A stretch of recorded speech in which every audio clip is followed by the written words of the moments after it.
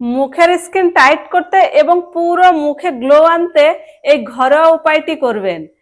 খুবই কার্যকারী এই উপায়টি রয়েছে।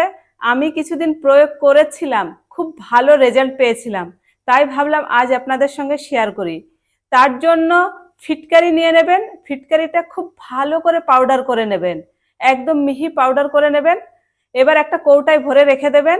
রেখে দেওয়ার পরে যখন আপনি ব্যবহার করবেন তখন ছোট্ট একটা বাটিতে হাফ চামচ ফিটকারি পাউডার নিয়ে নেবেন এবং সামান্য একটু নারকেলের তেল নিয়ে নেবেন আর ভিটামিন ই ক্যাপসুল নিয়ে নেবেন একটা। এই তিনটেকে ভালোভাবে মিশিয়ে রাত্রে শোয়ার সময় ভালো করে মুখ ধুয়ে মুখে লাগাবেন, লাগিয়ে 15 মিনিট রাখবেন, তারপর মুখ ধুয়ে ফেলবেন। এইভাবে যদি আপনি 1 সপ্তাহ প্রয়োগ করেন, 1 সপ্তাহের মধ্যে আপনি রেজাল্ট বুঝতে পারবেন। তাহলে যাদের মুখে গ্লো আনতে চান বা স্কিন টাইট করতে চান, অবশ্যই এই ঘরোয়া উপায়টি করবেন। খুবই কার্যকারী উপায় রয়েছে, এটা আমি ব্যবহার করে দেখেছি।